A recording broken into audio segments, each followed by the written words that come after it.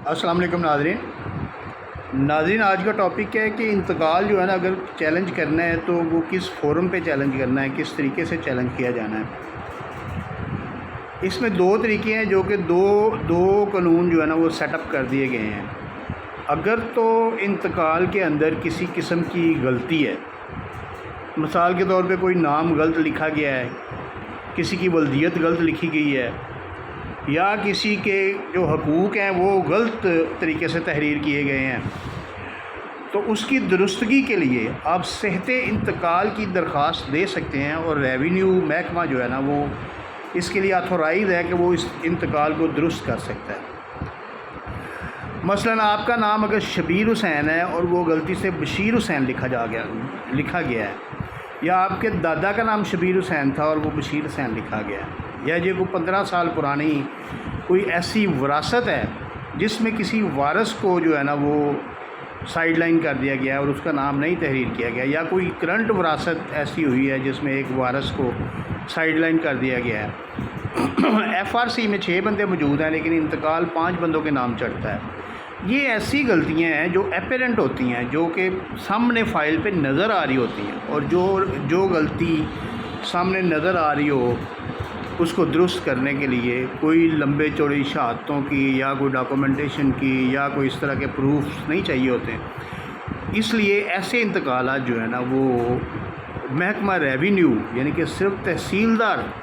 उसको दुरुस्त कर सकता है। और वो ऊपर से अगर कोई ज़्यादा लॉन्ग स्टैंडिंग एंट्री है तो वो DC से परमिशन लेके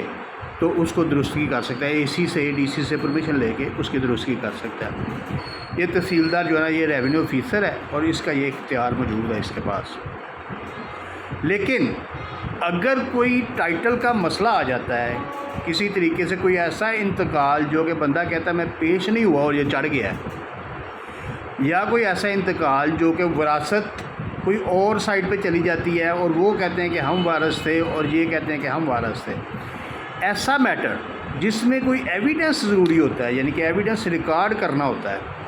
कुछ शहादतें लेनी होती हैं, लोगों की शहादतें लेनी हैं, डॉक्यूमेंट्स लेने हैं, डॉक्यूमेंट्री एविडेंस लेने हैं, ऐसे इंतकाल को चैलेंज करने के लिए आपने सिविल कोर्ट जाना है। और ये सिविल कोर्ट का जो है ना वो इख्तियार है कि वो उस इंतकाल को जो है ना वो दुरुस्त करे और उसके ऊपर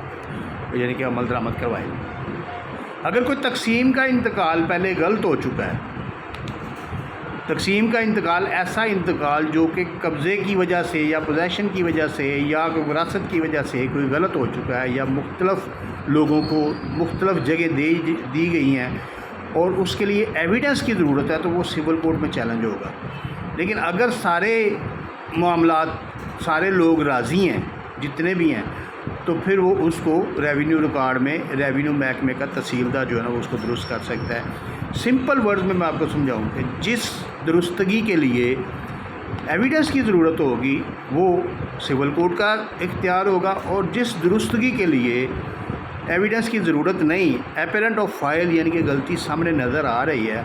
उसको दुरुस्तगी के लिए वो रेवेन्यू महकमा कर सकता है। शुक्रिया।